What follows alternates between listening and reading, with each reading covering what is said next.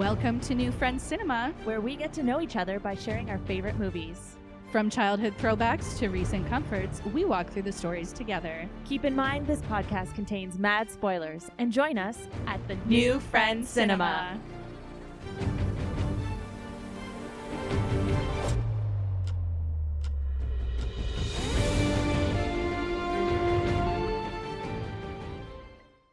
Hello, and welcome back to New Friends Cinema. Hello. I practiced that. That was a very good moment of silence. That was almost too good. Yeah, making me silent for a couple seconds. Good luck. I'm Dakota. And I'm Courtney. And we are very excited, I would think. Yes. I immediately want to just get it out of the way, though. Just rip the Band-Aid off? Yeah. So this episode is supposed to actually be episode 5, but it is episode 4 because I did not do my due diligence before our last recording. Settle down. Settle. I blame myself. And it was totally a technical issue. Our last recording was completely unusable.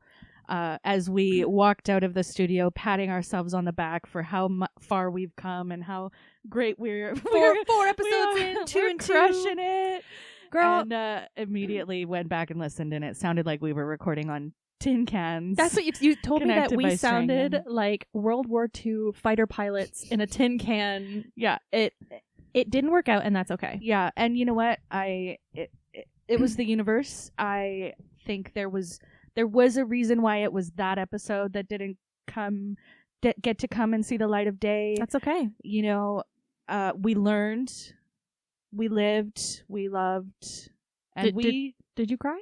Persisted. I did not cry. I was more angry than sad. Oh, hopefully I reassured you enough.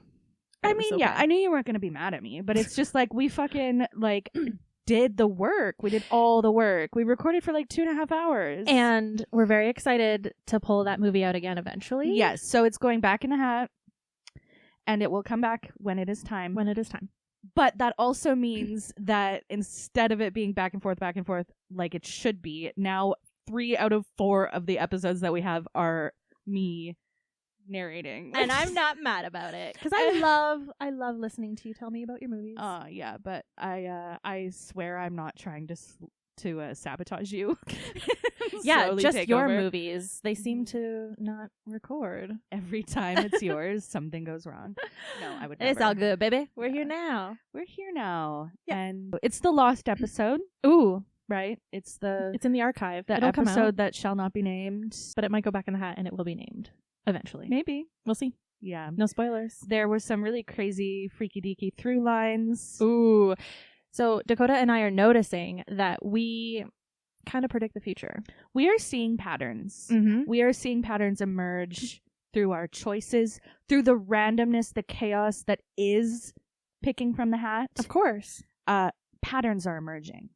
Actors are appearing after we've named them explicitly and discussed them, and it's very creepy and kind of exciting because I feel like we have power.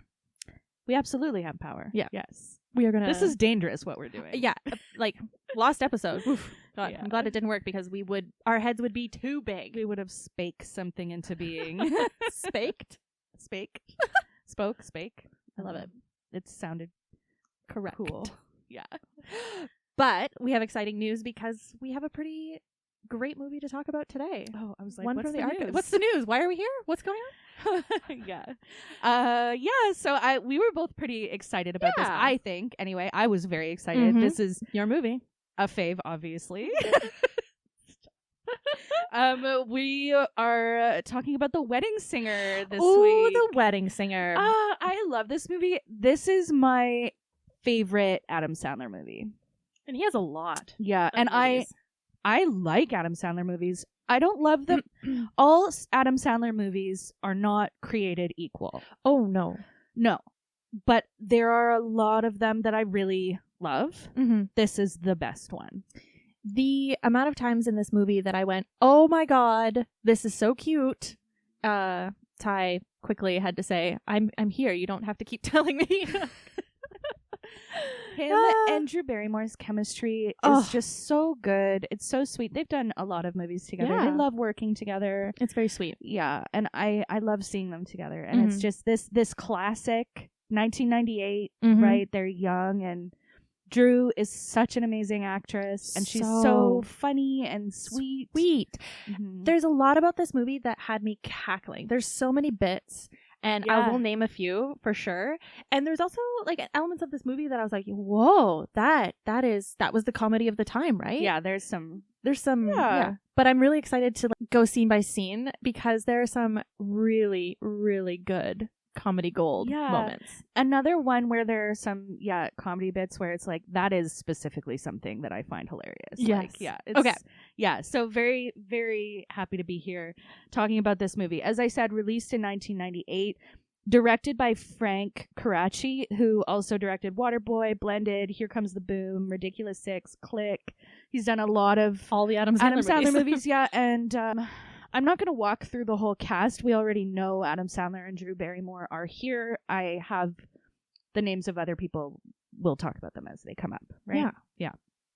Before we begin. Yeah. Oh, should we talk about it a little bit more why it's important? Is that what well, I'm curious. Like, what is this movie? And in the sense of like, what is it to you and why did you put it in the hat? This is one of my mom's favorite movies. Nice. We had it on VHS. My mom is a romantic. And so there were a number of movies that we would watch when I was growing up. The Wedding Singer, Grease, Mamma Mia, Dirty Dancing. Those a lot of singing and dancing in these movies too, right? Yeah. I love that. And my best friend Kelsey, this is also one of her favorite movies. Shout out best friend Kelsey. Yeah, and we would have sleepovers as adults to up until adulthood. Before going to bed, we would often just put it on to fall asleep to, like as the last thing of the night, you know, as you're like curled up in bed eating too many peppermint patties and and giggling. So it's just like How many times do you reckon you've seen this? Ballpark it, baby. The limit does not exist. The limit does not exist. No, I cannot ballpark it. I don't. If I'm being conservative, 50 times, I would think. I am so honored that we are now at 51. 51. Oh, Adam Sandler. Call back there. 51st dates. Oh, yeah. And also 51 views. I texted you last night. 51 listens. 51's the magic number. And 3 of those listens are mine. At D&D, last week we did percentages and I rolled 51. Oh, creepy. Everyone rolled low. I was the only one that got over 50%. Remember? Yeah, and then you had to fight yourself. Right. Anyway. What about you? How has this existed in your life? This was not a rental. Because again, a lot of the movies that came up in my life that I would watch and rewatch just happened to be those movies that were just constantly on TV. Like this was a TBS channel movie. I think maybe this was also like a sleepover birthday party movie that you would throw on. But I just remember it being a pretty big cornerstone of, I don't know, just like it was a lot of rude humor that completely went over my head at the time when I watched it back then. But it definitely had a soft spot in my heart, especially when you hear him start singing. Oh, his singing in this movie, some of the best songs ever. Like we're gonna talk about them as they come up, but every time they like that you get, especially to the one in the mid part, and you're just like, ooh, it's good. So fucking good. Like I love it, and I just love this character for him. You know, you feel for him. A lot of times, too, I feel like Adam Sandler in his movies, he plays kind of that, like, gruff guy. The gruff guy who's, like, got a heart of gold and really great with kids, but, like, doesn't necessarily know how to project that in, like, a loving and you know, like, a relationship kind of way. But this character, Robbie, is just a sweet, loving person. And, yeah, I just love this character. So, like... And we'll get into the reasons why, but certainly there's so many moments in this movie where your heart like blooms for him and it breaks for him, and he is a suave motherfucker, that's for sure. Like he is able to turn the tide of a conversation. He says these zingy one-liners, like you're rooting for him. Like he's definitely the main character of wanting him to be happy. And Adam Sandler, I won't say that he's like a conventionally attractive man, but that young Adam Sandler, the smile with his like what The would you smile call lines. that? The smile lines, Yeah. and it gets all tight, and he's like, it's very genuine, and it's just sweet. Yeah. Let's dive in. Okay, so the movie opens, and we're I haven't even said anything yet. Immediately, it's so good. We're at a very 80s wedding. Lots of like teal puffy sleeves. You are choking on polyester at this point. Yeah. The amount of synthetic material and hairspray, you could like smell feel the room. Oh, smell it. The cigarette there. smoke and Oh. obviously he's a wedding singer, so he is on the mic hyping up the crowd, and he's singing "You Spin Me Round" by Dead or Alive. You spin me Right round, round, baby. but he's doing it like he's adding in lines and saying, "Hey, you over there, get up and down," call like outs, that kind of thing. So personal, if you will. Yeah, and so that is happening as the opening credits are kind of coming across the screen. And we see we're at the Ridgefield Banquet Hall in 1985. That's where they all work. 85. This is before we were alive. This is exciting. A lot of millennials were, conceived at these weddings. My mom was in high school, I think. Oh. Yeah. Well, I have a very young mom. And you're a young millennial. I'm mid-pack, baby. Yeah.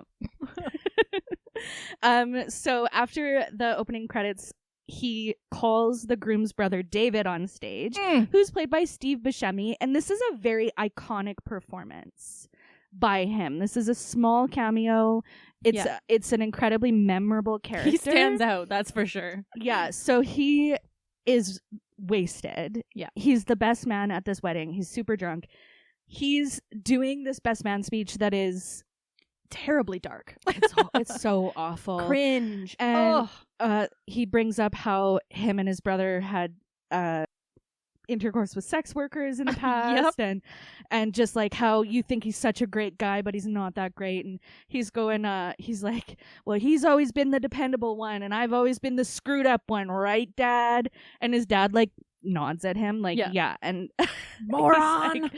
It's really horrible. So, Robbie jumps back up on the stage and he grabs. He's quick. Yeah, he's a professional. He takes the mic away from Steve Buscemi, David. I do that a lot where I'll like switch between their real name and their. I didn't know his name was Robbie for the entire movie. All of my notes were Adam Sandler. I kept trying to write Bobby every time. I'm like, no. Bobby was last week. Yeah, he takes the mic away and he's like, okay, yeah, let's hear for the best man. And Steve Buscemi's still on the stage. He's like, best man, the better man. And he like starts playing the guitar and he's like cheers his beer on the cymbals. And it's just like everything not to do in a best person speech. So bad. And then Robbie makes a really nice speech to like soothe the crowd after the like sex worker talk and all that stuff. Just saying like, hey, people make mistakes and he's a great guy. I can see you guys are going to love each other forever. And he brings up how he's getting married next week as well. And Steve Buscemi, he's like leaning against the bar crying. And he's like, he's a great wedding singer. He has super high charisma stats. Let's just say he basically talked that spiraling wedding back into a party. Very, very clever and suave. Just love it. Yeah. So Robbie takes a break and he puts George on to take over. George is played by Alexis Arquette. Yeah. You just raise your hand. Raise my hand. God. Alexis Arquette is sister of David Arquette and what's that? Patricia. I would die for George, is what I'm saying. George plays like every instrument. Every instrument, the range, the vocal, the variety, the diversity. I would die for George. I'm just saying. Yeah. And R.I.P. to Alexis Arquette. She passed away in 2016. Yeah. Well, now I'm sad. Yeah. So George takes over. But the only song that George sings is Do You Really Want to Hurt Me? Do you really want to hurt me? Robbie approaches Sammy, who's his best friend, and he's a limo driver. Sammy's played by Alan Covert. Another one of those Adam Sandler movie regulars, besties, right? Yeah, for sure. So he's leaning against the bar, and he is thirsting after the new waitress, played by Drew Barrymore. Julia Sullivan. Can we just take a moment to talk about how much we love Drew Barrymore? I have a list. I love her, yeah. I love her. Number 1. Number 2, she had a really wild and fucked up life. 2, or 3. She's 21 in this movie. Yeah. She is so sweet, so young. Mm-hmm. And I love her. It's like a really interesting take on the manic pixie dream girl trope, but she's kind of like also a bit bubbly and clueless and just sweet. It's kind of like golden retriever energy. That's what she gives. She does have golden retriever energy, and that's an interesting point to the take on the manic pixie dream girl, because I wouldn't have clocked that. But it's like a definitely more realistic, endearing version of that. Yeah. Like, as a woman, I'm looking at that and being like, she's cute. she seems realistic to me, though, too, as a character. Yeah. And like a little bit clueless, yes, but like not dumb. No. Just like innocent or like pure, you know? Yes. Yeah. Mm-hmm. Totally. So Sammy is like thirsting hard after Drew Barrymore, right? And he's being disgusting, and he's saying like, she's gonna get it, and I'm gonna give it to her, and she doesn't even know it yet. Like, all this just foul gross shit. Mm-hmm. And then it shows Drew, and she's like smacks her tray on someone's head, and like not doing a great job, but doing her best. The amount of older folks in this movie that are handsy. Yeah. Like, there was a grabby grandma, there was a grabby grandpa. We're gonna talk about that. Yeah. It's gonna come up. It's gonna come up for sure, because I have thoughts on that. So Julia goes into the kitchen and she asks the chef for more prime rib, and the chef is very rude to her. Mm-hmm. And then her cousin Holly comes in. Holly is played by Christine Taylor. The magnificent, the elegant. Mm-hmm. She's married to Ben Stiller. Yeah. IRL. Mm-hmm. Comedy duo supreme. So yeah, Holly comes in and asks for more prime rib, and the chef is super nice to her. And Julia asks why he's nice to her and not to her, right? And Holly says that she let him look at her boobs at the Christmas party.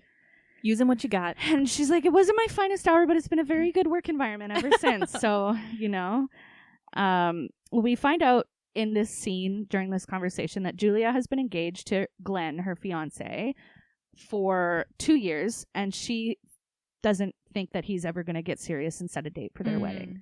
Glenn is played by Matthew Glave. Mm-hmm. I've definitely seen him in other stuff. Oh yeah, I've seen him too. He tends to play a douche in a lot.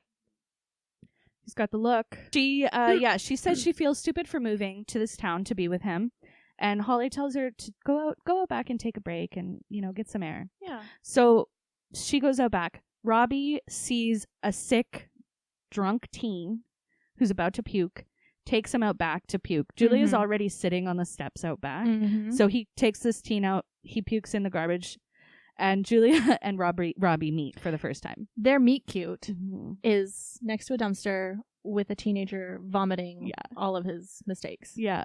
So Robbie says that he couldn't let the kid puke in front of his family, and then she says, well, I'm glad I got to see it, which is so funny. Yeah.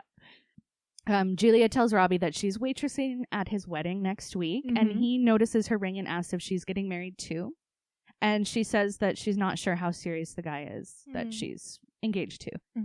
And they have this conversation about like helping people. It was super flirty. Yeah. It was very sweet. And like how he was saying how she's like the Hulk because she's doomed to like walk the earth. And then she's like, except I don't help people. And he's like, yeah, well, you do help people. Like, you bring people forks. They couldn't forks and fish and stuff. And people can't eat without forks. And she's like, yeah, and they can't drink without a fish.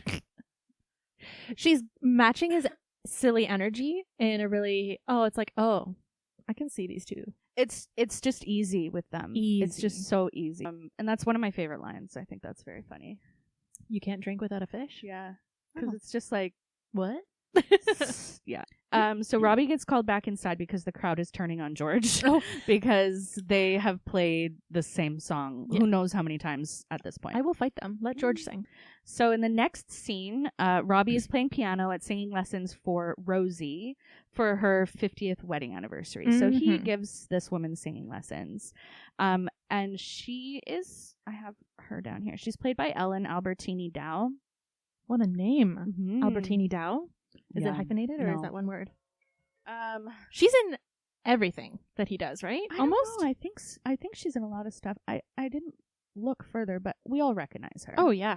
Yeah, she's like one of the 2 or 3 elderly women in Hollywood Mm-hmm.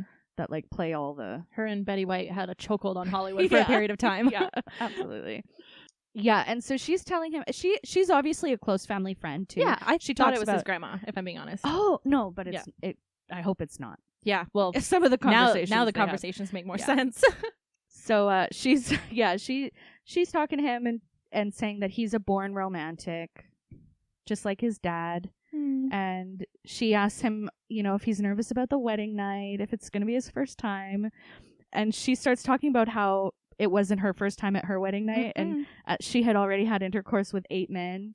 And she is a sex positive granny. She's like, that was a lot back then. That would be like 200 today. And he keeps being like, okay, stop. Get it, granny? Oh my God, please.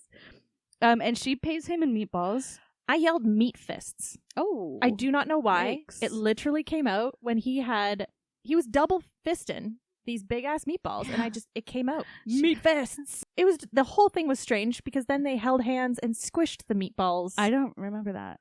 Oh, it's burned into my brain. Yeah. Well, she's just like, I don't have a container.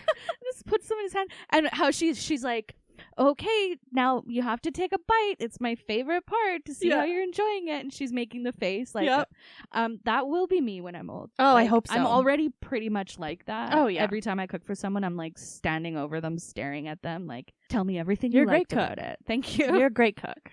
I need the praise. So Julia, in the next scene, is in the car with her mom getting dropped off at Robbie's wedding, where we know she's going to be a server. There's a big, like, what would you call that poster board with the billboard? Picture of Linda and Robbie on it? Yeah. And the mom's like looking, and she's like, she's getting married. She's not half as pretty as you. Oh, this mother is the worst. And she's Ross and Monica's mom. Oh yeah, also from Friends. That's what I recognized her from. Too. Yeah, totally. She's good. And her mom is like putting pressure on her to get married and get Glenn to finally set a date, and she suggests that she fake a pregnancy. Yeah, to get him to commit. Yeah. And she's like, in 5 years he'll thank you. That is not true. Don't do that. Don't do that. Don't do that. Don't. No. Manipulation. Let's just say a cute casual manipulation here and there is fine, but don't fake a pregnancy. That's not cool. If you have to manipulate someone into marrying you, it's not the right one. No. She gave me the willies. I liked it, but from a comedy standpoint, not from like a I love this. So it's his wedding, and there's the orchestra is playing "Don't Stop Believing." Yeah, so good, all instrumental. And this reminded me that there's this thing now because of Bridgerton. Are you familiar with I haven't seen it, but I know that everybody really. The guy who was in the D&D movie was in it, right? Reggie. He was the paladin in the D&D movie. Oh, yes. Oh, and everyone was like, in COVID, everyone was foaming at the mouth over him. Oh, very much so. So a classic thing of Bridgerton is they take modern songs and they make them classical. Oh, that's not an anachronism. An anachronism. No. Oh, no, it is. Is it? It is an anachronism. Yeah. Hello. Call back to first episode. But Wedding Singer did it first. Yeah, 1998. I'm sure they're the first one that ever did that. Yeah. Oh, that laugh that I just did was fucking horrible. It was authentic, and you're keeping it in, Dakota. It's my goofy laugh. She's shaking. She's wiggling her feet. That's cute. Yeah, so Don't Stop Believing is playing. Robbie's at the altar. He's waiting. It's obvious that his fiancée, Linda, is late. People are kind of getting restless. Robbie's sister, do we ever get her? What's her name? Did we ever get her name? I just called her Adam Sandler's sister the whole movie. Great. So she comes rushing up and says she just got off the phone with Linda's mom and that there was a note from Linda saying she wasn't coming. And Robbie goes, so it was a bad note. A bad note. My heart. Yeah. It's just like, you could just see him internally crumble. Yeah. It's heartbreaking. That's Adam Sandler is a fantastic actor. I really think, I'll say it. Say it. I'll come out and say it. I really think he has nuance in his his eyes. The emotional acting, I think. Mm-hmm. But he can also be too much. But we all can. And what is it to be too much? All right. I stare out the window longingly. So he's like, it's okay. And then he like stiffly walks off the stage into this like, what would you call that? A pergola? It's like gazebo. A gazebo, but it's like quarantined off. Jesus, it's curtained, so you can't see in, but boy, can you hear in. Yeah, it's like a makeshift dressing room kind of thing. There's like a mirror, so he goes in there and he's looking in the mirror, and then he like just starts raging, throwing the mirror, and like screaming. And that is a very classic Adam Sandler trope. Right? Over the like, top. The tantrum? rage Tantrum. Yeah, which is something that I'm not a big fan of. But in this situation, it tracks. Yeah, that is heartbreaking. Not only stood up at the altar, by a note, didn't say why. Yeah, and I just already love Robbie. He's so excited to get married. Yeah, he's been talking about it the whole movie. So in love. The whole movie he's been talking about it. Robbie lives in the basement suite at his sister's house. So he's sitting at the table in his sister's, like, their area of the house, with his brother-in-law and Sammy, his best friend. Right. And one of his nephews brings over a picture of Julia that he drew like horns on it or whatever. Super and those funny. kids are so cute. I distinctly remember, and we'll talk about it later when it happens, but they have some really funny lines in this movie that catch you totally off guard. Yeah, it's pretty great.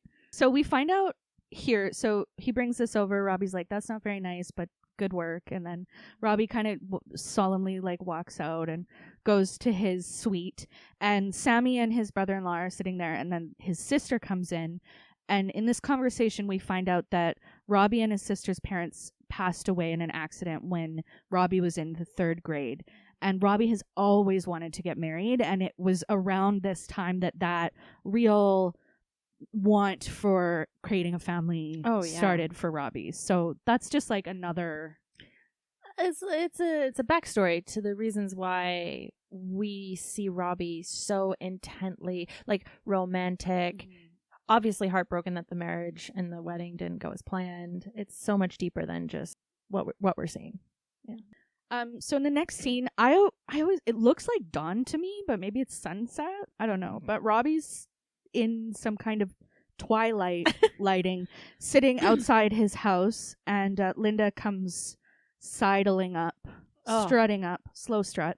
That hair, that outfit. Is that a mullet? I think it would be classified as a mullet for sure. Does Robbie have a mullet? Oh, it's a wig too. I was waiting to say it. But is it a wig? It's a wig and it's a mullet, and I think she has more of like the wolf cut mullet, whereas he has like straight up business in the front, party in the back. Yeah, but it's short though. Yeah, it's still like it's not super long in the back. No. His. She walks up and just says that she couldn't do it and that she doesn't ever want to marry him because he's just a wedding singer. And he used to be like a sexy rock star that was going somewhere, and like that's who she fell in love with. And now he's like washed up and not going anywhere, and she's never going to get out of this town. And so we're basically learning like the only reason that she was with him is because of she wanted success via him, whatever financial, you know. She had this idea that he was going to be something famous, I suppose. And when it push came to shove and she was figuring out whether or not to marry him, she's like, no. He's not famous enough. Which is like, and he a rock star enough. Yeah, and doesn't he go like, you know, that would have been nice to know yesterday. Oh yeah, yesterday. Oh, and fair enough, man. Like information that would have been really great for me to have yesterday. Yeah, thanks. Yeah, that line, I'm in love with the Bobby from 6 years ago. Yeah. Oof. So Julia is listening to 99 Left Balloons. Before we move on, oh, I'm sorry, we forgot that little kid comes out from the house, and the camera does the closest close-up on that kid's face as he says, Linda, you're a bitch. And as a kid, I thought that was the funniest fucking thing because kids don't swear. That's hilarious. Yeah. Anyways, Julia and Holly live together. Yes. They're cousins, right? So Julia is listening to 99 Left Balloons on her Walkman in her like living room and gets the shit scared out of her by Glenn. He surprises her with 2 tickets to Vegas to get married. He's like, he says it's the romance capital of the world. Is it though? I think that's Paris, no? Yeah. And he's talking about how, you know, he doesn't want to have a big wedding with a bunch of strangers eating at the buffet and which is like, what wedding have you been to where there are strangers eating the buffet? But he's like, it might as well be in Vegas. Like, I'm not into this kind of thing. Like, let's just go to Vegas. And she's like, okay, and he's like, but are you going to do the girl thing where you act happy, but you're pouting on the inside? Ugh. And it's like, don't be disappointing then. Like, why is the onus on her? Like, you're allowed to have your opinions about weddings. Yeah, but that's like a conversation that you have with your partner. Not like, it's just the classic don't pout on the inside. It's weaponizing something he's created. Yeah. Ugh. Yeah, totally, though. Yeah, that really, spoiler alert, all of us, hate Glenn. Glenn is a piece of shit. Glenn is bad. Yeah. And this is our first time meeting him, and we're like, I know. Okay. Immediately, we're like, okay, you're the villain. He's a misogynist. He's like very thoughtless and just like cocky and tacky. Like gross. Yeah. So she says that she won't do that. I'm happy. Like, I'm really happy. And he's like, okay, well then let's get married here because it's more important to you anyway. So we'll do what you want. Aren't I a great guy? And then she thanks him. Yeah. Like, that dynamic is not, obviously, it's not good. Ugh. So Sammy rolls up to Robbie's in the limo, and Robbie's brother-in-law, is outside, like, in the garden, and tells him that Robbie's been in the basement for 5 days since it happened, since his wedding mishap, and that his best friend needs to get in there and do something about it. Right? I like the brother-in-law as a character.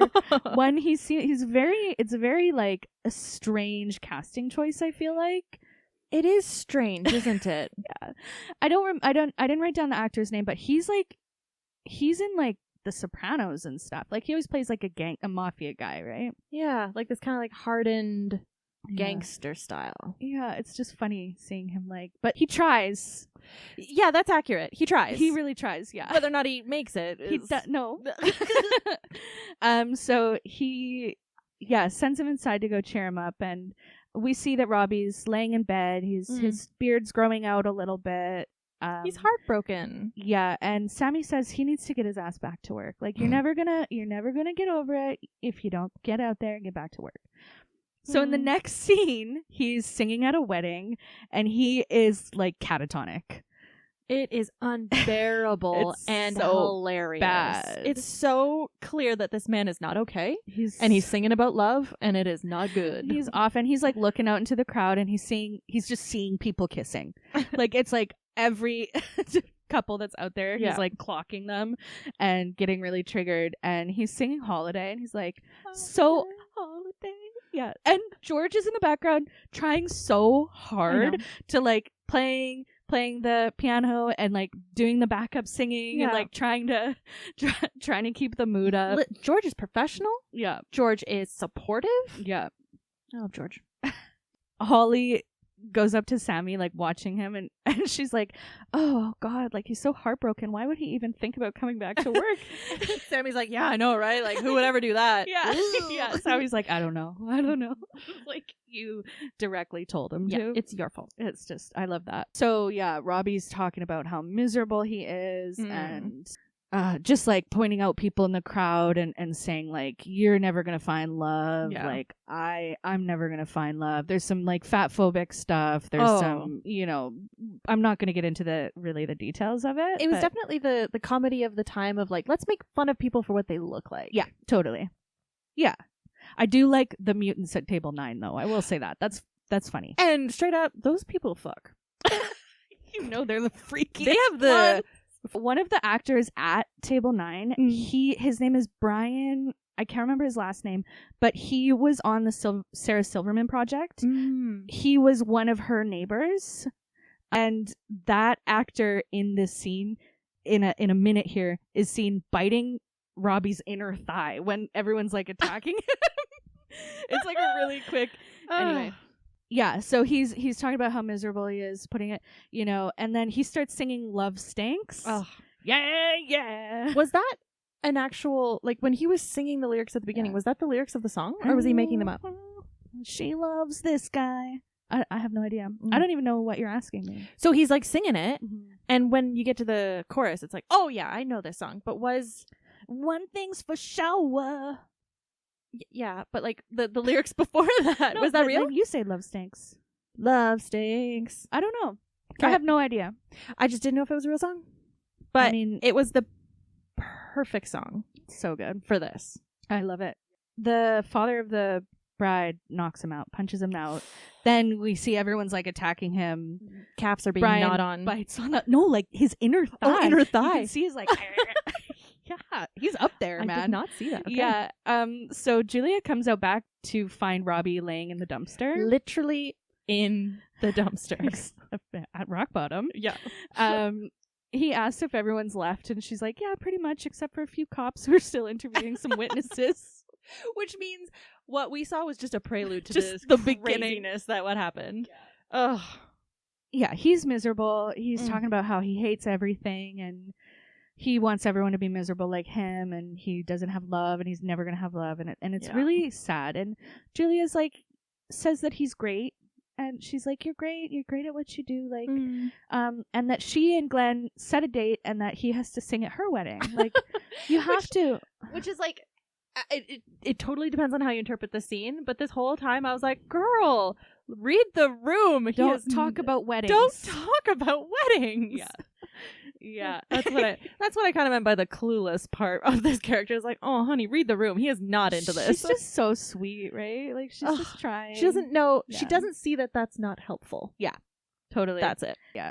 She invites him and Sammy to her engagement party that's happening tomorrow or in a couple days, whatever.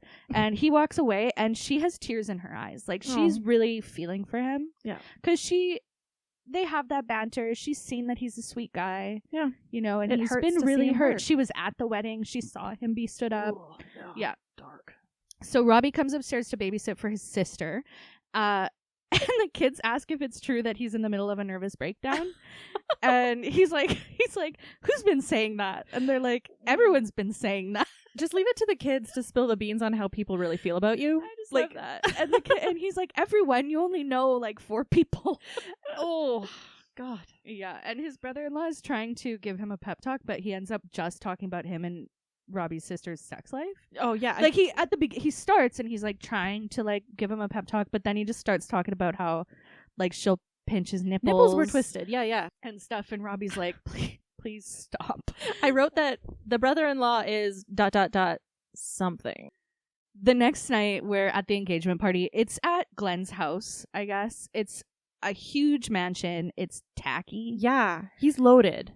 The art is bad. The chandeliers are bad. Everything about it, I hate. Yeah. You don't have real taste, but you're just trying to show that you have money by these things, and they're bad. So Glenn asked Julia to take care of everything for the wedding because it's not his thing. So at this point in the movie, I really realized that this guy's a catch, and we should protect him at all costs, and he is the best person in the world. Just kidding. I hate him. Great bit. I loved that. Thank you. And his friend is also just as slimy, and him and his friend are talking about, oh, he's gonna be so blasted. Oh yeah. He won't even remember the wedding. Yeah, all this, and it's just like, you're like, ugh, they're just like bros, you know? So Robbie and Sammy enter the party. Sammy's like always wearing the red leather like Michael Jackson jacket, and he's got the white Michael glove on too. I'm pretty sure it was like sequenced. Yeah, it should have been. Yeah. And Robbie's like, take that fucking glove off. Like, you look ridiculous. Oh. I don't know. Sammy's funny. He's trying it, you know? So Julia introduces Glenn to Robbie and Sammy, and Glenn's friend brings up Robbie's wedding. He's like, must have been totally humiliated. Like, haha. He's like, why would I, like, yeah, my parents died when I was young too. Do you want to talk about that? It's like, why would I do that? It's like yeah. Exactly. So Glenn and his friend are like trying to get fucked up, right? Trying to get drunk, and Robbie says like he doesn't really drink that much, and guys like Glenn's friend is going to go get them some drinks, and Robbie is like yeah, have a few drinks and drive home. The best insult ever. You're just like that's me trying to do that sound you make. At the party, Robbie tells Julia what Sammy had said about her at the beginning, about how he was going to give it to her and all this. And Sammy's denying that he would ever say that. And Julia and Robbie are teasing him. Oh, yes. It's right? very cute and flirty, but yeah, Adam threw his friend under the bus there. Oh, for sure. But it's also something where I'm like, yeah, because Robbie's not a sleazebag too. So Nope. he's like, he said that about you. Yeah, FYI. So Sammy like walks away because he doesn't want to get bullied. Fair. And so now it's just Robbie and Julia, and she asks him how he's doing. He asks her about her wedding plans, and Julia is making excuses for why Glenn like isn't involved in the planning. She's like making all these excuses for him. And Robbie's like giving her tips on where she should go for wedding flowers. And Julia says that she's sad they won't be able to hang out anymore as much because he's not doing weddings. And then he's like, there's lots of other events at the hall. And then it cuts to Robbie singing at a bar mitzvah.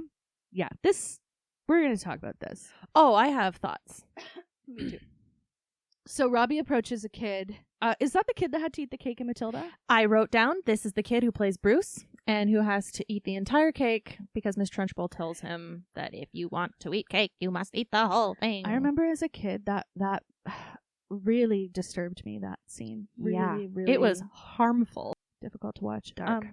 So anyway, he is sitting like on the side of the dance floor, and Robbie asks him why he's not dancing. He says that he asked a girl, but she said that she doesn't dance with losers. Rude. Robbie says that he'll meet a nice girl someday, and he makes eye contact with Julia as he says this.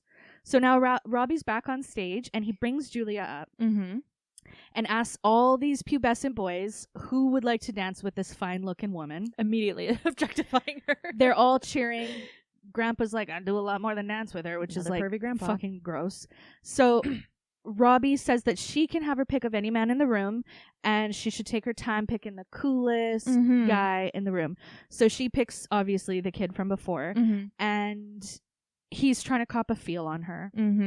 And I'm just like, what message are we sending? To me, the message is women are prizes to be won. And property. That's what it says to me. Yeah. I don't like this scene at all. No, and it progressively gets worse. It was just like very strange because like he's singing and the kid's got his hands on Drew Barrymore's butt and she's just like, oh, and like, he tells her to go with it. Yeah, and just it's go like, with it. ooh, this is again not a great message. And then he starts dancing and then puts, I think, like a little girl's hands on his butt. Yeah. I'm like, okay, I get butts are funny, but and then we see old people dancing, they touch their butts. Sammy and the chef are dancing, they touch each other's butts. And we're not saying like this is pure evil or whatever. No. That this is like, we're not like, we understand that this is trying to be playful. It's from a different time. It's meant to be sweet, but this underlying, I don't know, message or theme in this, it's yucky to me. I can almost guarantee that you have been in a position where there was social pressure to accept something that was happening to you by whatever means, and it was just so uncomfortable. You didn't want to be there. You didn't like it, but everyone's having fun around you. It's a joke. Yeah. And you're just supposed to swallow it and don't be the person to ruin the joke. But you're the, sorry for the word here, butt of the joke. It really frustrated me because it was adorable, then it got bad, and then it got butt touch and funny again, I suppose. But it was just like a very weird it's also scene. with that kid, it's showing him like disregard boundaries, and like even though you have not put work into yourself, you deserve you know, the whatever. It's just it's a theme. Like, it's a bigger theme, I think, in society and stuff. And, of course. And, it's problematic. But the best part about this scene is that George is playing all the instruments. And switching seamlessly. Yeah. There was a trombone. There was a clarinet. Yeah. Ugh. They are killing it on that stage. That's the bit. Like, those comedy bits happening in the background are so hilarious. funny. So funny, yeah. Well, I'm glad that we could talk about that. Because it's like... yeah, it was weird and gross. Yeah. And it's, you know, we understand it's like meant to be comedy. It's, you know, coming from, I'm sure if they made this movie today, that wouldn't be in it. But it's good to have that conversation, especially about the touching and stuff. And like generally throughout the movie, they are like the slut trope or like the whatever trope here. Like a lot of butts of the joke are at the cost of women. And I think at the time that was funny because a lot of, how do I put this? It's like we didn't have the space to challenge those things. Yeah. Just like Drew Barrymore didn't have the space to challenge the social pressure in that moment of that scene. I totally agree. I'm glad we got to talk about it. Mm-hmm. But that whole scene was wrapped up in a very cute wink. They're having a lot of eye contact through flirting? This whole thing. Yeah. So after the bar mitzvah, Robbie and Julia are hanging out, and Julia thanks Robbie for the florist recommendation. It was great. Mm-hmm. And she asks him for more help with planning the wedding. And he agrees after some insistence on her. He's not trying to plan a wedding, but he does have all the inside information, right? Yeah. This next scene I love. It's it's so good. It's Robbie and Julia are at the photographers, the wedding photographers, mm-hmm. and Robbie's talking to her, trying to get her to knock the price down. Yeah. They're having a back and forth. The wedding photographer says that she can see that they're a truly happy couple and that they're going to make it. She lists Donald and Ivana. Broke up. And Woody and Mia. Ooh. Ugh. Yeah. Abuse. And broke up. Oh my God. We don't even. Yeah. So anyway, her happy couple dar is off. Yeah. We'll just say that. So he says that they're not getting married, and then Julia says that they're brother and sister.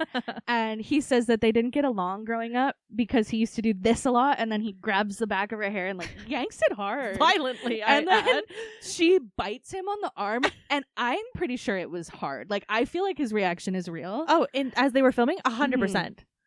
Yeah. And this is another place where we see just how easy and fun it is with them. Mm-hmm. They just they get along so great. Yeah. They're bantering with each other. They're playful. They like to prank and tease, and yeah, it's really sweet. Mm-hmm. I could sense the closeness. Yeah. That's what she said. Yeah. Now they're what would you call it? Not rehearsing. Like when you auditioning, I would say. They're like auditioning the new wedding singer. The new wedding singer. Or he was Robbie's competition wedding singer before. Jimmy Moore. Who's played by John Lovitz, who I love. He plays this character perfectly. He's so good. Yeah. It's over the top. It's cringy. It's sexual in a way that is... The men in this movie are gross. He's greasy. Ugh. Yeah, it's so yucky. Mm-hmm. Ladies' night. It's like, please, no. That was good. Mine? Thank you. So after the performance, Jimmy thanks Robbie for quitting because he's getting so much more business. And then he's like, or should I thank Linda? And dick move. Julia's like, well, I should thank you because I'm going to hire a DJ. You inspired me to hire a DJ. That's it. Ugh, great insult. Yeah. You're terrible. I don't want to hire you. No, he's terrible. Julia asked Robbie how he got into being a wedding singer, and he started doing it until his career took off, as a singer. And she asked him if he wanted to be a rock star, and he says that he had wanted to be a songwriter. A songwriter that makes people feel what he's feeling. Yeah. An artist. Yeah. And she asked him if he's written anything lately and that he should play it. And he's pretty apprehensive and it's not good. And he's like, well, I wrote half of it when Linda and I were together and half of it after we broke up. So it's kind of imbalanced. And she gets him to sing. And this song, if you have not seen this movie or if you don't remember this part, either watch the movie or just watch Google this song on seriously. YouTube. It slaps. It's so clever and good, and you could obviously tell what parts were written before and after, but it works. It's so good. I think it's Somebody Kill Me Please. I don't know. Somebody kill me. Please. So he's in the beginning, it's very soft and it's like, I do love you. Yeah. Just like this. When I'm with you, I do not feel the classic blue. Adam Sandler. Yeah. And she's glossy-eyed while she's watching him sing. Yeah. It's soft and sweet and romantic. And then he starts the screaming part where he's like, somebody kill me, please. Yeah. I'm on my knees. Pretty, please kill me. I wanna die. Put a bullet in my head. Oh my God. I'm clapping along. Yeah. So it's intense. But she's watching him and she's seeing him just feel. He's so emotional, and she's got tears in her eyes, and she's smiling because I think she's seeing it's so crazy. Yeah. Like, she sees his pain and how it's just like she's fallen. It's beautiful though, you know. It's like, you're a fucking lunatic. Yeah. You know? They're both lunatics together. Yeah. And then we see behind the stage Jimmy Moore is like standing creeping through the curtain. You can see like just part of his face, just his face, and he's like, he's losing his mind, and I'm reaping all the benefits. And then he just slowly steps away. So good. But yeah, and at the end of the song, Robbie, it's not. We weren't supposed to have Bobby and Robbie 2 weeks in a row, but it's just I'm having a hard time. But yeah, he's crying, she's tearing up, and I love this scene. I just think it's such a pretty good scene. Julia takes Robbie out for ice cream to make him feel better. It's sweet. She asks him what happened with Linda, and he says that, you know, she just wasn't the right one, and Julia asks if he had any idea she wasn't the right one while they were still together. Alluding to maybe her feelings of doubt with Glenn. And he says it wasn't one big thing. It was just a lot of little things. And he says it's silly. He mentions the time that they were on a plane and going over the Grand Canyon or something. And he wanted to look out the window and because he'd never seen it, and she wouldn't change seats. And he's like, yeah, it seems silly, but like, you know, it was a lot of little things like that. And Julia's like, I think the little things are really what's important, right? Because the little things are the day-to-day and what the relationship is really built on. Robbie asked her how Julia knew that Glenn was the right one, and she says that she always saw the right one as someone that she could see herself growing old with, and that Glenn's going to be a really good-looking older man. Great reason. Now we cut to a montage of Julia, her mom, Holly, Sammy, and Robbie tasting cake, trying on wedding dresses. Montage. Loot love the a corpse. montage. Loot the... Different montage. Yeah, Robbie's playing piano for Rosie while Julia eats meatballs. We're seeing that they're spending a lot of time together. Falling in love. Trying on wedding dresses, all this. Making Sammy do an obstacle course in the limo as a prank. Okay, this is the scene that made this movie for me. This bit. I will explain. Yeah. So, what's the friend's name again? Sammy? Sammy. Okay. Yeah. Sammy is auditioning, let's say, trying out to be the limo driver. Yeah. He has set up this obstacle course, like you said, and he is zooming through these fucking cones and hitting almost every single one. Yeah. And then he hits the brakes hard. We see Adam Sandler and Drew Barrymore, don't remember the names in this moment. They're timing him, kind of being like, will he make it? Will he make it? He gets out of the car, runs over and finds these mannequins that are dressed as bride and groom. He chucks them into the limo. Yeah. And you could tell and how he's running too is like hustling. He is hustling. Yeah. He is serious. He's doing his business. He gets back in the car and he races to the finish line. He gets it. Or no, he doesn't get out. And he's like, so did I get the job? And Adam Sandler's like, you hit like 3 cones. That could have been people at her wedding. And he's like, and then says the best line, they're just cones. They were cones. Yeah. This bit could have been the entire movie for me. And I would have loved every second of it. It's so funny. I love that ridiculous, absurd comedy. It's so good. And they're standing there and Julia's like, I'm going to hire him. He's the only limo driver in town. And he's so bad. Yeah. But he tries. Yeah. And that's what matters. Is that all it takes to be a limo driver? You just have to own a limo. You know what I don't see in town? A limo. Shall we? There might be an opening for Let's us. start a business. Yeah. Podcast and a limo business? Oh my God. Taking over the world here. When, did you go to prom in a limo? I did not. My date picked me up. Oh, that's very cute. I went in a red limo, and the inside was entirely red as well. Oh, that is epic. Stank like cigarettes. Also epic. Yeah. Created the vibe, the mood. Mm-hmm. Well, I went to 2 because then 2 proms? Well, yeah, because then I came back to my old town because I moved in grade 11, right? Right. So I went to mine, and then I came back to my old town and went as a date with my friends, so I could be with like all my real friends. You crashed a prom. Well, not crashed. You were invited, obviously, but like that's badass. It was good. It was fun. Which one was better? The OG one, the original one, of course, because it's just the friendships are better. Right? Oh yeah, it's a milestone that you all get to do together. Yeah, and I'd rather be with people I've known my whole life than with people that I just met that I don't like. Fucking randos. Well, and they were also just like, that whole town sucked. Boo. Boo, second town. Boo. There was a very small handful of people in that town that were likable, and the rest could eat dirt. No butts for you. So Sammy drops Robbie off at home in the limo after this long day of montaging. And he says that somebody left their jacket in the back of the limo. Robbie looks back and immediately recognizes it as Julia's jacket. He remembers exactly where she took it off, what she said, what they were doing. And Sammy's like, oh, you like her. Yeah, it's very obvious. And Robbie denies it. Robbie. Yeah. Holly and Julia are sitting in their wildly pink and yellow living room. I love it. I do too. The living room is pink with yellow furniture, and then the kitchen is yellow. Yeah.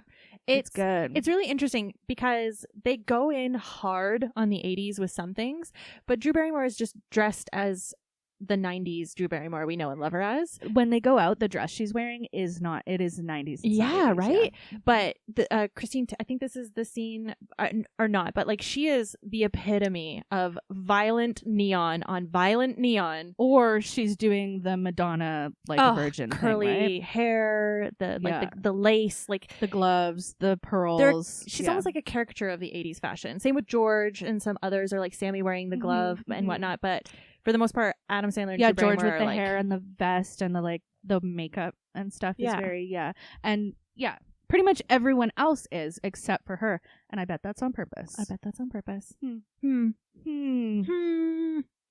So they are having a discussion about what the wedding kiss should be like.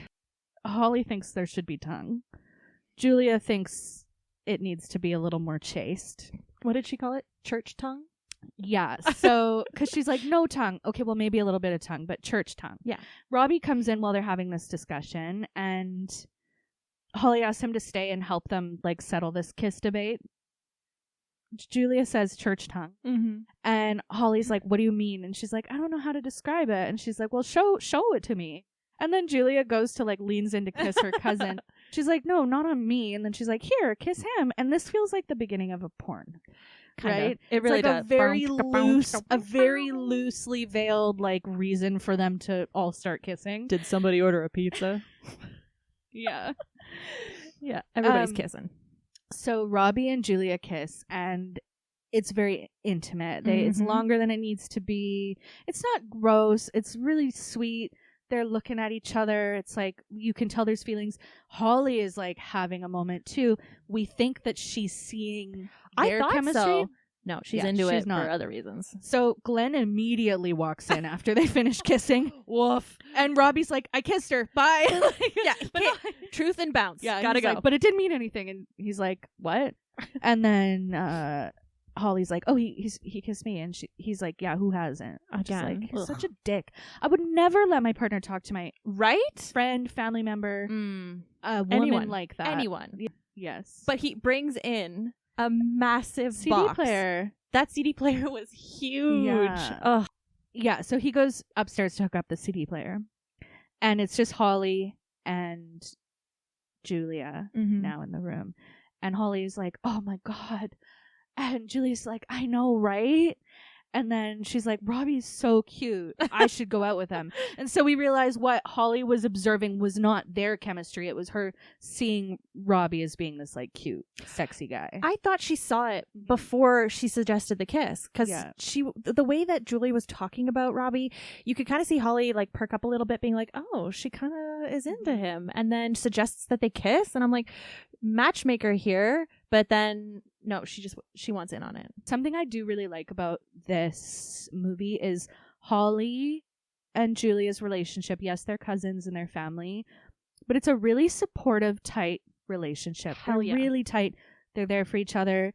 And there is because in other movies, this could be a moment where it's sabotage, where it gets catty and that kind of thing. And it's not. It's really not. And I just really love that about this movie is that it's 100%. like, I made a note of that too later on when stuff is revealed that, like, Holly's character is great. I really like Holly. Yeah, she's a solid friend to have. So yeah, she says that I should date him. And she suggests that the four of them go out on a double date. Recipe for disaster. So Robbie is setting up a workout set for Rosie. Oh, right. Yeah. Yeah, she's doing we see someone is doing reps. Yeah. We don't see who.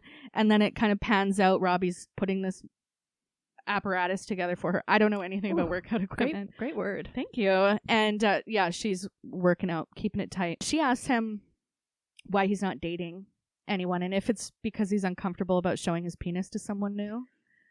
Rosie. And she goes in hard talking about his penis and the size of it and the look of it and all this stuff. And he keeps just being like, okay, God, like, not okay. And this is an interesting flip. Like, Granny's objectifying Adam Sandler now. Like, this is a very odd take. Is it satire? I don't really remember what satire is. But all I know is that there's so many sex positive / pervy aggressive, sexually aggressive elderly folks in this movie. So this goes on for a bit, and she says that she can help him practice asking a girl out, and she's like, this is cute. She's like, I'll be the girl and you be Robbie. And she's like, she's like, right? And then he asks her, and she's like, no, what did she say? Your penis is too small. Something like that. And she's just fucking around. She's playing. But then, amidst all of this really uncomfortable talk and, kind of weirdness, she says, when you meet the right girl, it's not about how you feel about her, it's how she makes you feel about herself. Rosie coming in hot with those truth bombs. Yeah, and even he's like, wow, that was surprisingly profound. Like, in the midst of the weird penis inquiry, there's some real gems that Rosie has. Penis inquisition.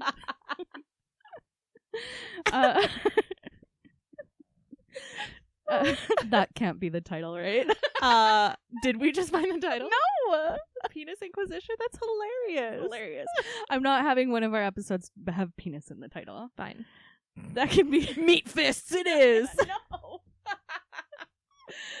I hate Meat Fists so much. Okay, that was good. That felt good. Okay, so... They go to the club. No, not yet. Julia walks up to invite him to the club. Yeah. I have to include this because Rosie's in the background watching them, and she's just like lifting her weights and like watching them talk in the background. I just thought that's another thing where it's like, that's funny. That's funny. Like the background side quest level comedy is hilarious. Yeah. I was listening to Adam Sandler talking about how like when they started making movies, they just made movies that they would want to watch. Yeah. And like that's really like what it's all about. And so I love that he has that freedom in his movies because it's like those little things where, did you ever like as a kid watch movies and with your friend and you'd be like, if we were there we'd be doing this, or like, of course, imagine this happening and stuff. And I feel like there's that element in his movies of that ridiculousness of over the top strange. Someone would be saying, imagine if she was in the background watching them, right? And it's happening in the movie, and I love that element of his movies. There's just always an extra layer of playfulness, I think. Now the four of them are at the club. Holly is all over Robbie's neck, touching on him, and Julia is drinking a lot. And she has said before she doesn't really drink. No, and it's kind of curious because you're like, is she drinking a lot because she's uncomfortable that Holly and Robbie are kind of dating-ish? Yes, I think so. Yeah. Yeah. The one moment where she like forces a fry into his mouth in like a sexy way. I was like, oh, this is the worst thing. This is the secondhand embarrassment. The also like, don't feed me fries on the first date thing. Like, it's just, cringe. I will let Prob feed me off of his fork if I'm like, I'm busy and I'm like, can I have a bite that looks like this? And he puts it on his fork and then like gives it to me. Yeah. But it's never sexual. No. You know what I mean? Ooh. And it's like, because my hands aren't free. Because they're doing... No, I'm just kidding. But you know what I mean? It's like that don't... Yeah. I'm not a baby. And it's too much. And you can see that it's too much for Robbie. And yeah, she's definitely drinking because I think there's this thing for her of... She isn't single. No. So why should she care? And she can't be open about her feelings. And she wants to be supportive of her cousin. Robbie is a great guy, and she doesn't want to stand in the way. No, but I feel like it's confusion, the drunk, the doubt. She's dealing with a lot, and it's kind of showing up here. Totally, yeah. It's like she doesn't know how to manage her feelings about this. Quick question. Yeah. What are bonds? He's a bonds person. Bonds are... So companies will sell bonds to other companies. It's like a stock, but it's more safe. Okay. So basically, like, and it'll be a less of a percentage. So a company will sell bonds to other companies or other people or whatever at a premium or a discount or at market rate. And then depending on the price that you buy the bond for, right. Over time, the turnaround time of the bond, you are guaranteed you will get your investment back plus whatever rate was stated when you signed the bond. So it's similar to stocks, but with stocks, you don't have that guarantee of return on investment. But in being safe, it's less of a high turnaround. So it's a good thing to invest in bonds if you're just looking if you have some extra money, like we all wish we did, and you're looking to just put it into something where you're guaranteed a return, right? But the longer it is, the more you're generally going to make. But so that's basically what a bond is. Him being in bonds, it's like, to me, that's not like a high stakes. No, but like it's very clear at this time in the 80s, like 85, that this was like the massive. So I'm economic crisis. Yeah. Too, right? And I'm assuming his job is, to buy and sell them like for other people. Right. Right. It's just make believe money that people are making money off of. That's what I imagine. See, this is my. Well, he would be like providing a service, right? But it's similar to stocks in that sense of like, it's just this thing that we've said is money. It's not a tangible thing. Money has changed hands. Oh, yeah. Got it. Yeah. Numbers are hard. Did you expect me to know what bonds were? Yes. Oh. That's why I was like, ask Dakota, LOL, what are bonds? For real, though. What are they? That's Financial Corner on I have been taught. Cinema. I'm not going to get any further into it. But that's enough. So. It is similar to stocks. That's all. Stocks? Oh, yeah, stock. But it's low risk, lower reward. Interest. Yeah, exactly. Cool. Yeah. Now I know. There you go. And I like this part where well, I don't like this part. Glenn's checking out the waitresses. He's leaning back. He's giving the vibe of like, yeah, he's too cool to be with these people. And Julia's already left to go to the washroom with Holly. Not yet. Because I want to talk about the part where her and Holly sing David Bowie to each other, and I think it's so cute. And then they sing that, oh yeah, oh baby, just you shut your mouth, and Glenn goes, okay, shut your mouth. Ugh. It's David Bowie. Let him sing. Like, if you can't hear me, I'm aggressively rolling my eyes. But the timing of that is funny. Yeah. So now, Julia's not feeling well. The girls go to the bathroom. Glenn tells Robbie that his last name is Gulia. Mm-hmm. And Robbie's like, so Julia's going to be named Julia Gulia. That's funny. And Glenn's like, why is it funny? And Glenn's I'm sorry, if you don't find Julia Gulia funny, you are the villain. They're having this conversation, this back and forth. And basically over this conversation, Robbie gets out of Glenn that he's a constant cheater. Yeah. That he cheats all the time. He was suave, though. He was leaning into like this like boy locker room chat. Like, yeah, I'm going to lean into this. Not really being honest about how I feel about things, but just to see how far you are going to take this. Yeah. And he spilled all the beans. Mm-hmm. Holly comes back to the table and tells them that Julia's sick and asks Glenn to get his car. They have to go and to meet them out front. So Robbie puts Julia in the car with Glenn, and they have another moment of like looking at each other, and there was some eye gaze holding, that's for sure. Robbie walks Holly to her door and asks her what she thinks of Glenn. Mm-hmm. And she thinks that he's fine. Mm-hmm. And she's like, that kiss you guys had looked really good. Let me try, kind of thing. Mm-hmm. They kiss. She tells him if he comes upstairs, he's going to get laid. She says yummy, too, which made me yummy, really uncomfortable. Yeah. Yummy. And he says that his head is a mess. Like, he's like, oh, my head's a mess. And then he asks about Julia again. And this is where Holly, like, she's a smart gal. She's like, oh, how did I not see this before? You're in love with her. Yeah. Right? And again, he's like, no, I'm not. He's like, she's just so nice and she's going to be marrying this absolute jerk. Mm-hmm. And that's why I'm, you know. And Holly's like, sure. And she's like, well, you know why she's marrying him, right? Mm-hmm. Because he has money, basically, is what she's saying. And he's like, I guess money is important to some people. And she says, no, it's important to all people. Fair. And then he's like, well, I guess I'm in trouble because he doesn't have money. The next morning is when you were thinking of, when Holly's in her full workout wear. Yes, neon on neon on neon. Oof. She's making a big breakfast. Mm-hmm. Hangover breakfast. Yeah, and Julia is wearing the same clothes she was wearing the night before, and she looks absolutely gray. Sick. Yeah. She asks what happened between Robbie and Holly the night before, and Holly tells her that they kissed. And Julia asks who kissed who. Yeah, Holly says that she kissed him and then nothing else happened, and that he doesn't think very much of Glenn. And Julia's like, oh, well, why? Like, right? And Holly says that she told him why Julia is marrying him, and it's because she loves him and for security. And Julia's like, that's not why I'm marrying him, because of the security thing. She's like, that's not why. And then Holly says, then why are you marrying him? In like the realest tone ever. She's not playing with her. She's not making fun of her. She's saying, why are you marrying him then? And you see Drew's face, and it's just like, she sees no, like, she can't come up with a reason. The questioning continues. Yeah. So Julia runs to Rosie's door looking for Robbie, because he usually is giving her lessons at this time. And Rosie says that now that he's gone to the city to get a real job, he doesn't have time to give her lessons for meatballs.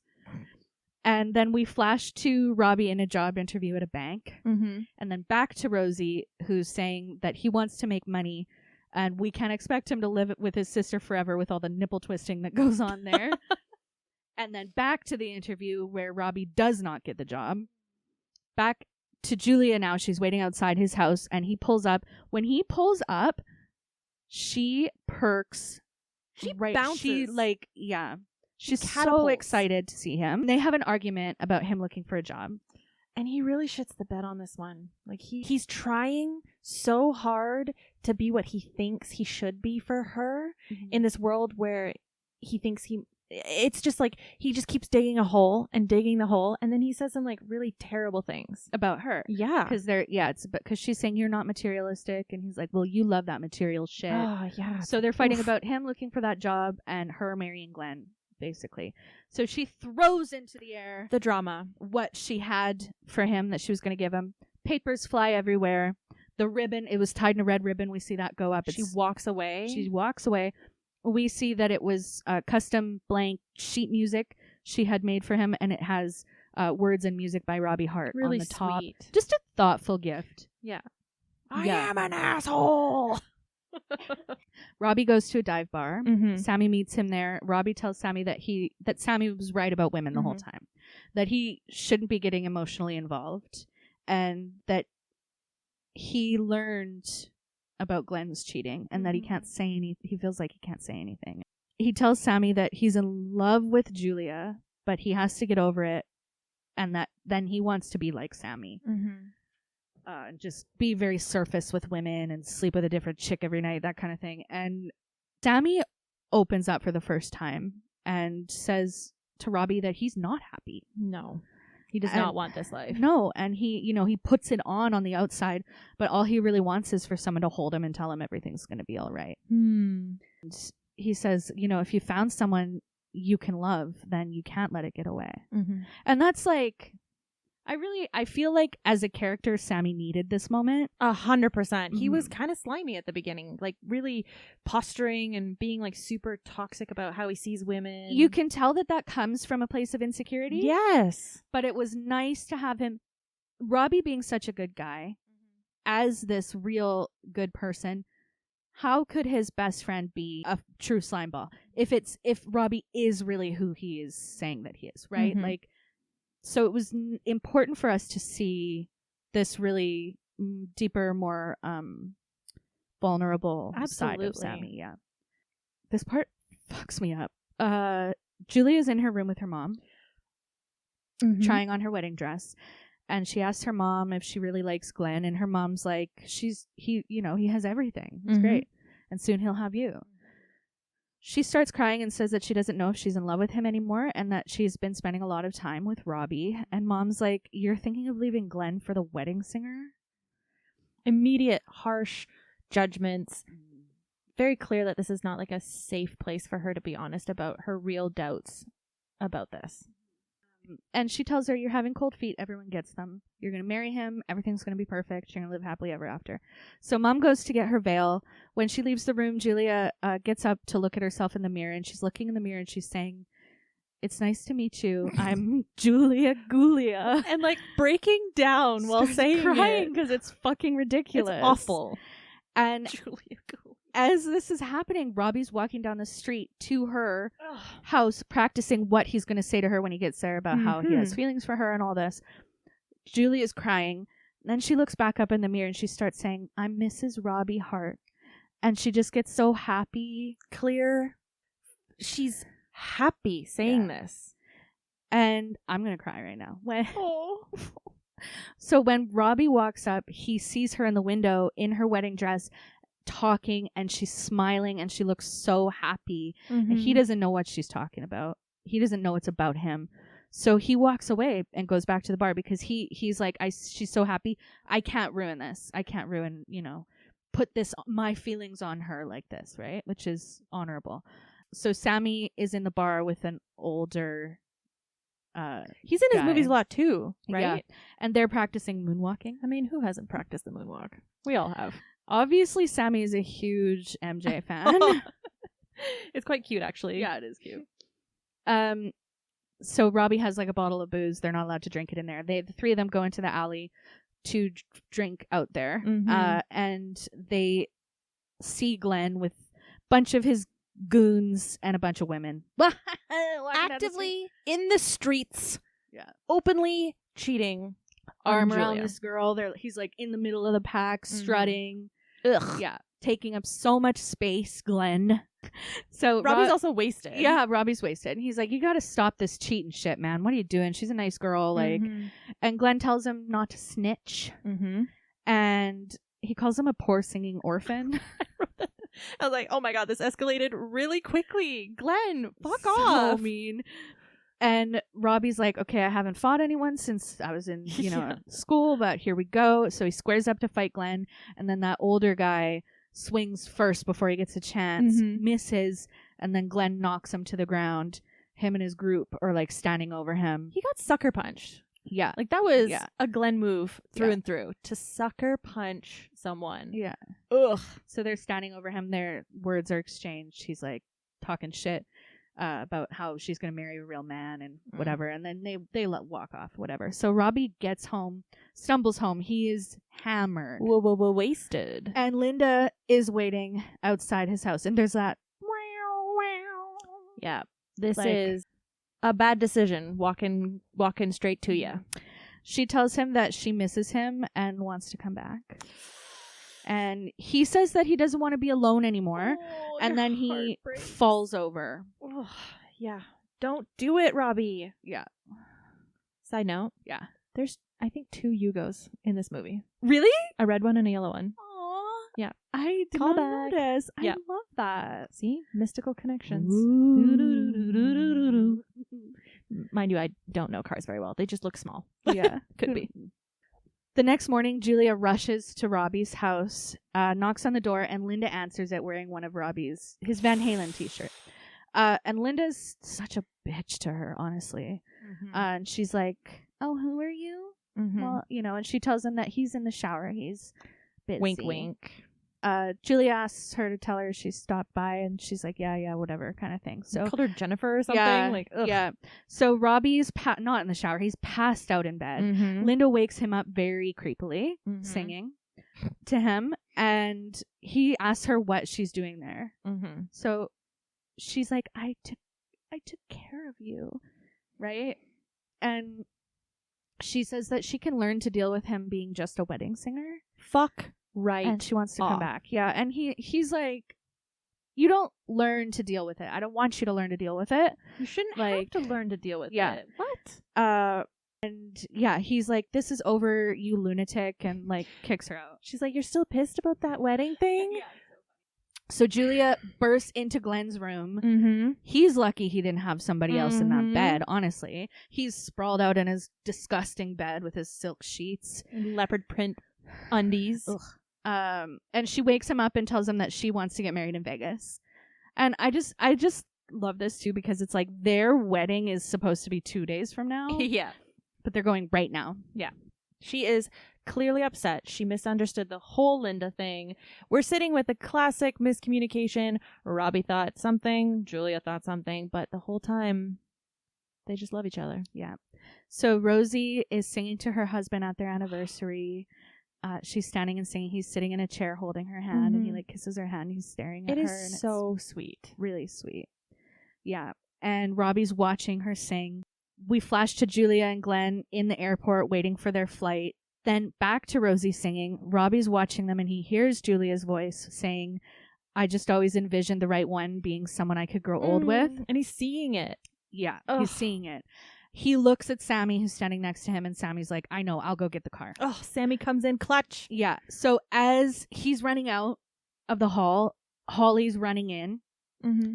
She stops him and she tells him that Julia came to his house to tell him that she was in love with him, and Linda answered the door. And she was so upset that her and Glenn just jumped a plane to Vegas. So Glenn and Julia are boarding. Mm-hmm. Sammy, Holly, and Robbie are driving to the airport. They run up to the ticket booth. Robbie gets the last ticket, first class, on the last plane out of the day. Mm-hmm. Robbie is on the plane in first class. Billy Idol is there. Oh, yeah. This is such a great... I love this...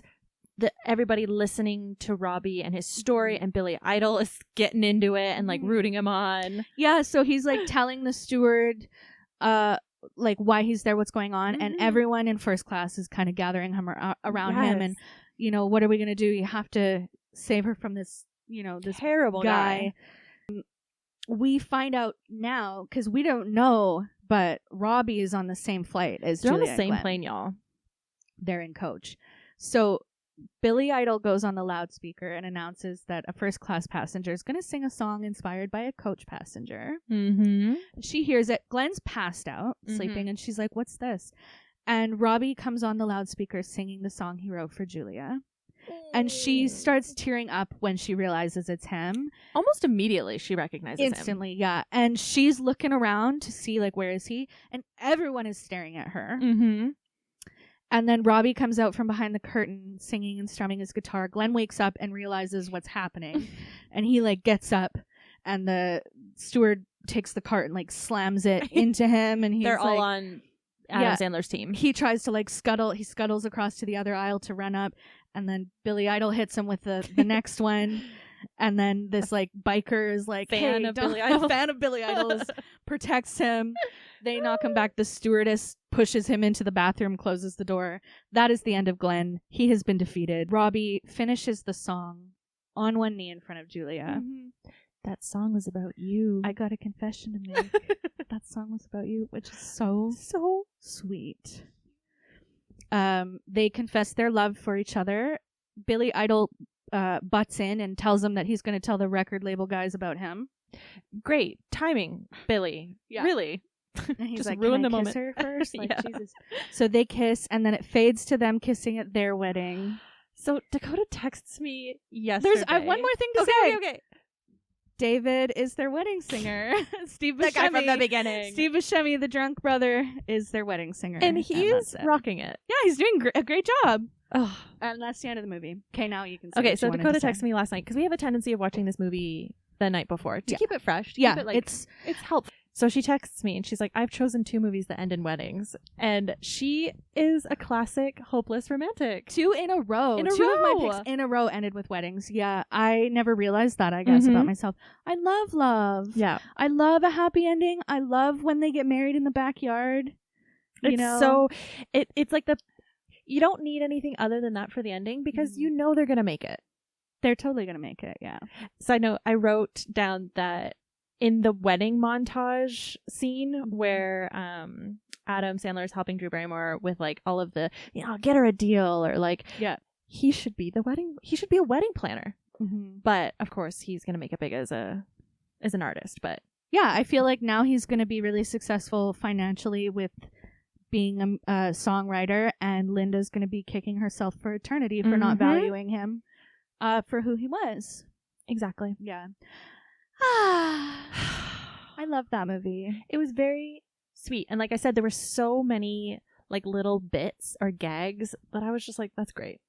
Yeah. That's so funny. Oh, yeah. And what we were talking about before, too. I think it's one of those movies where, it is a little bit mature, but like the whole family can watch it. You know? Like, it's like one of those ones where it might feel like a little bit older, but like your parents are fine with you watching it when you're 7. Because what's the moral of the story? Like, be yourself, love people who love you for you being yourself, and tell the truth and be honest about who you love, because you'll marry each other. Yeah. How many meat fists out of 50? Or how many meatballs out of 50? Yeah. How many meatballs out of 50? Okay. Yeah. I'm going to start with 50 and subtract. No, better idea. Like, on top of spaghetti all covered in cheese, your meatball, like a mountain of meatballs. How many?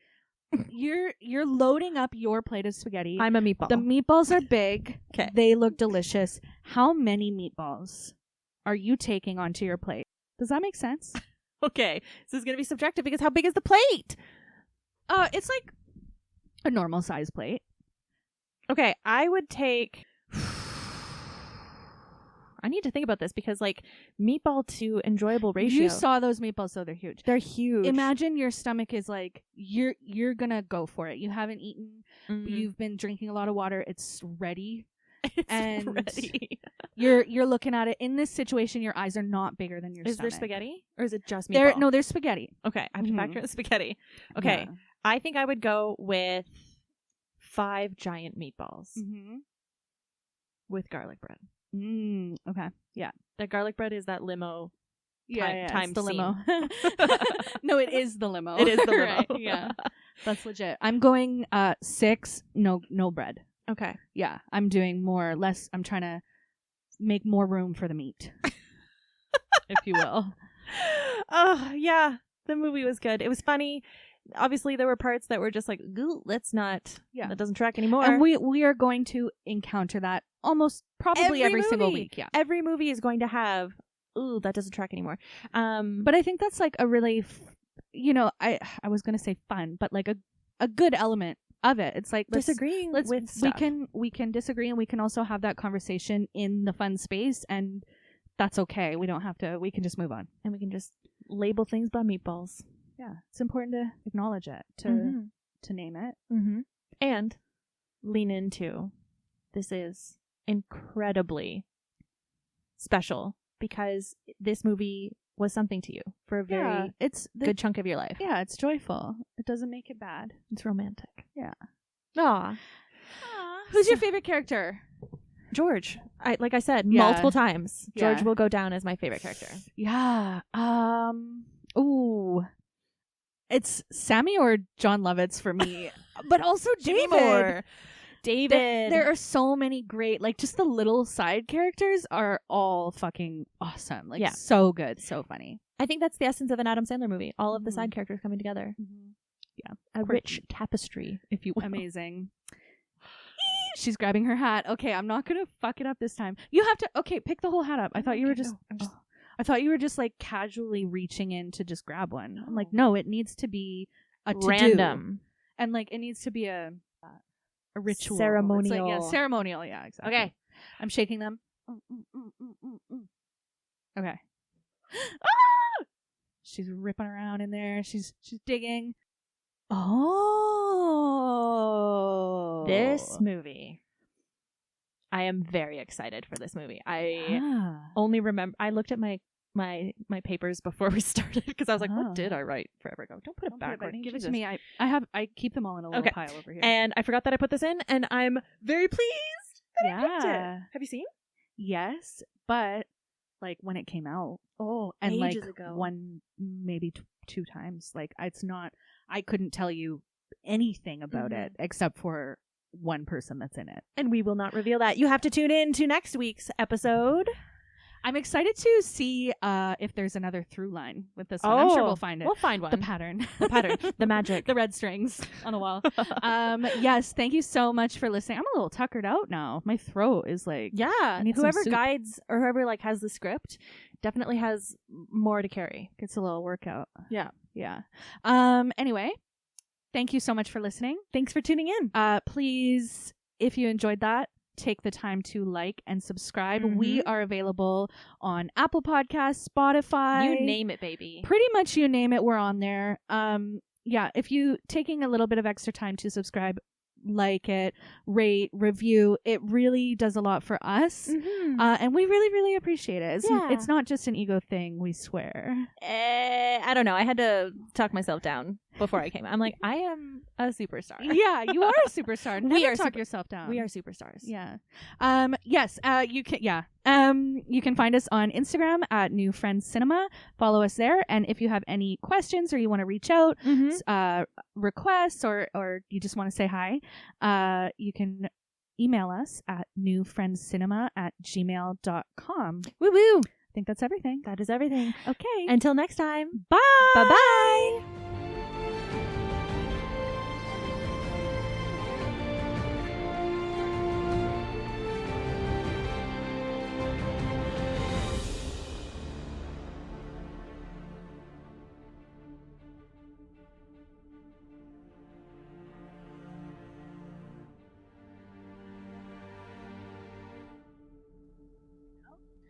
Testing 1 2 on mic 1. You're a superstar. That is what you are. I don't know. From the sun. Come away with me to another place. When they have heart on each other. That's the only thing I know. From one heart to another.